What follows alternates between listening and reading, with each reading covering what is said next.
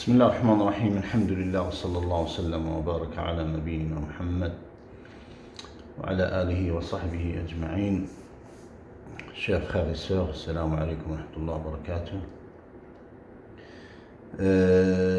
Peut-être c'est la première fois que je vais essayer de faire un petit cours, un petit rappel en langue française, vu que je parle pas souvent le français, là où je suis, seulement la langue suédoise ou la langue anglaise. Et bien sûr la langue arabe, que ce soit l'arabe darija, marocaine ou égyptienne, syrienne et algérienne. Et ça dépend des gens qui vivent ici, des Irakiens, des Égyptiens, des Palestiniens. De toute façon, quand on rencontre les gens dans la mosquée, c'est qu'on parle la langue arabe, pas la langue arabe littéraire, mais le dialecte de chacun des gens que je rencontre. Pour cette vidéo, je voudrais juste essayer de faire un petit rappel par rapport au comportement d'un musulman dans le mois de Ramadan. Parce que dans quelques jours, Inch'Allah, il sera le mois de Ramadan. Je crois le 23 mars 2023.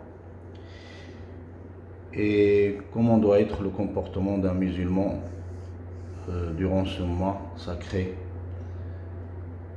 Le mois de Ramadan qui est un mois de la lecture du Coran et d'apprentissage, le mois de la prière, du Tarawih, le mois de jeûner pour ceux qui ont le droit de jeûner.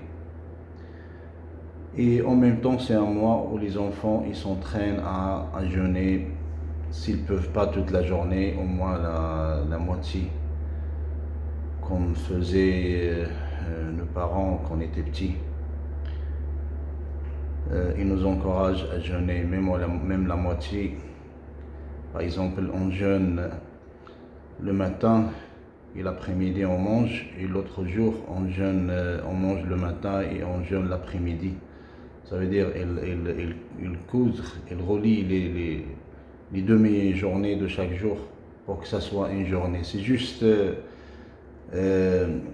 pour nous encourager à jeûner le mois de Ramadan. Concernant le comportement du mois de Ramadan d'un musulman, il doit faire beaucoup d'efforts pour ne pas perdre le bénéfice de ce mois, parce que le prophète sallallahu alayhi wa sallam il a dit, celui qui jeûne le mois de Ramadan, celui qui jeûne pour Allah subhanahu wa ta'ala,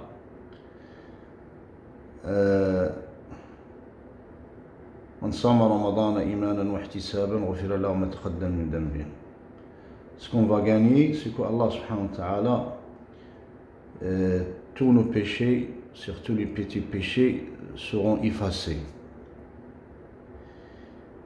Et le mois de Ramadan, ça encourage, parce qu'il y a la majorité des musulmans qui font ce mois, qui jeûnent le Ramadan, surtout dans les pays musulmans, des pays où les gens ont l'habitude de jeûner, et quand on voit les restaurants et les cafés tous fermés, et les mosquées sont pleins, il y a des durus, il y a même ceux qui font pas la prière avant le Ramadan, ils commencent à faire la prière pour jeûner ce mois.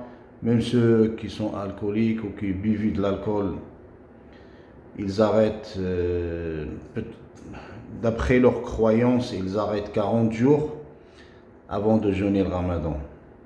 Et ça c'est bien, parce qu'ils le font pour Allah. Peut-être, Inch'Allah, après le mois de Ramadan, ils vont arrêter de buver de l'alcool, ils vont pas lâcher la prière, et tout sera changé dans leur vie. C'est ce qu'on veut, c'est ce qu'on souhaite, c'est ce qu'on demande à chaque fois quand on fait le sujoud. C'est invoquer Allah subhanahu wa ta'ala de guider les gens vers la pratique de l'islam, vers la religion, vers la croyance, vers la peur d'Allah subhanahu wa ta'ala. Et l'islam, c'est la seule voie, la seule route qui mène vers le paradis. Et comme on sait, la clé du paradis, c'est l'unicité d'Allah, c'est le tawhid, c'est de comprendre et appliquer tawhid comme il faut.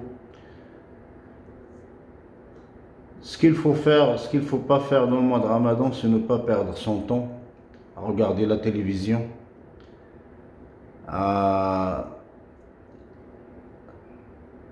utiliser beaucoup l'internet, surtout les applications, des conversations, les chats, les vidéos et tout ça. Essayez de le mettre au coin, le téléphone, l'utiliser que pour la nécessité de parler avec quelqu'un de la famille ou de chercher quelque chose de très important, ou de même répondre à des appels qui sont très importants. Mais pour regarder toutes sortes d'applications, que ce soit TikTok, Snapchat, WhatsApp, Facebook et d'autres, c'est que du perte de temps. Tu vas gagner rien du tout. Et le mieux, par exemple, si on peut utiliser le YouTube et d'autres applications pour écouter des durus ou écouter le Coran, pour que notre foi soit augmentée et notre comportement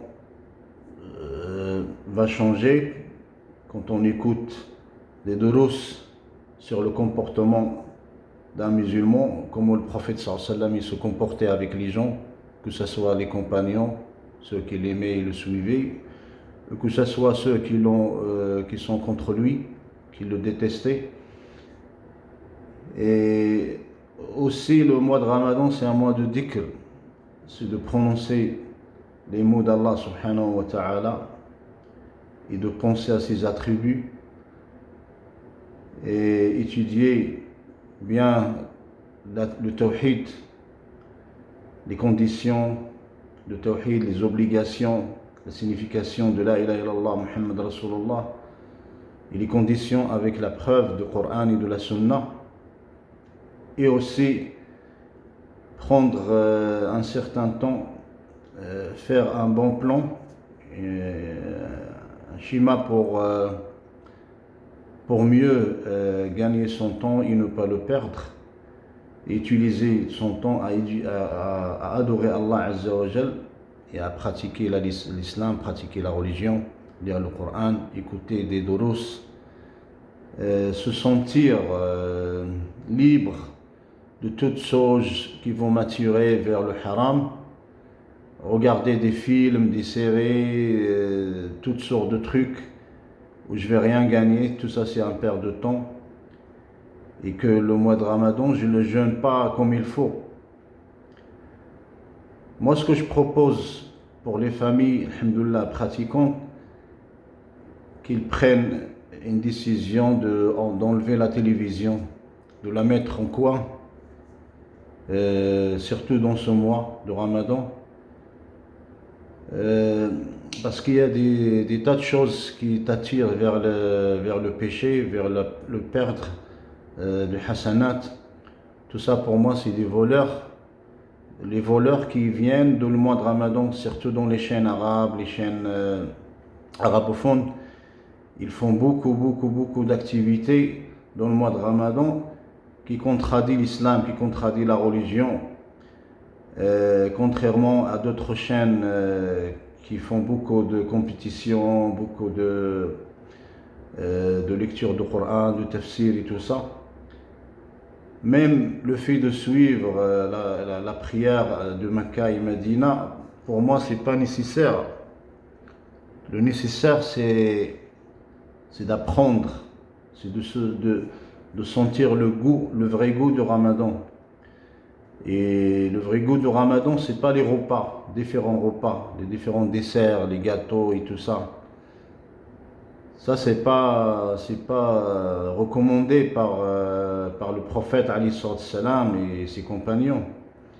Allah subhanahu wa ta'ala il a dit manger mais ne pas gaspiller, parce que Allah il n'aime pas ceux qui gaspillent les gens qui gaspillent de l'argent, qui gaspillent de la nourriture et tout ça. Mange ce que tu peux, qui peut te faire sentir fort et avoir de l'énergie pour pouvoir aller faire la prière de Tarawih, surtout pour les hommes. Et même le mois de Ramadan, c'est pas un mois de fatigue, parce que ce qui fatigue les gens, c'est trop de travail dans la cuisine. Un petit repas très très simple, et ça donne de l'énergie pour continuer à jeûner. Et aussi, ça fait gagner beaucoup de temps.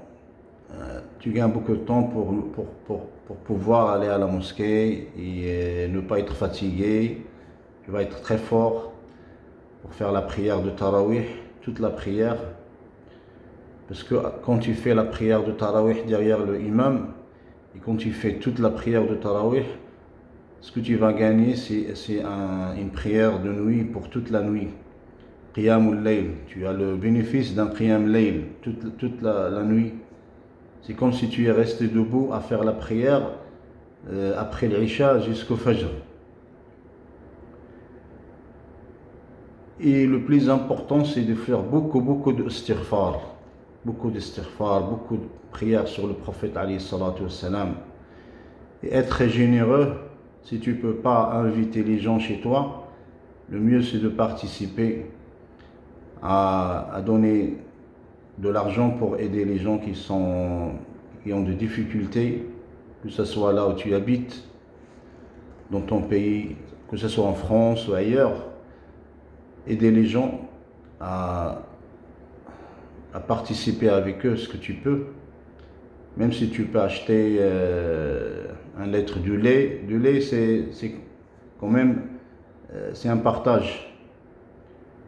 Et le prophète alayhi salam, il a dit craignez Allah même avec un demi-date, une date. Même si tu prends une date, tu le coupes en deux, tu le donnes fi sabilillah, c'est un symbole de la crainte d'Allah Azza wa Jal.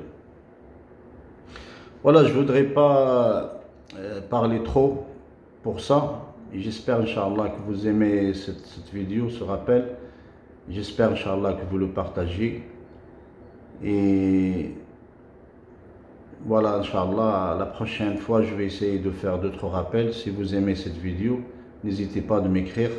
Barakallahu fikum. Salam alaikum wa rahmatullahi wa barakatuh.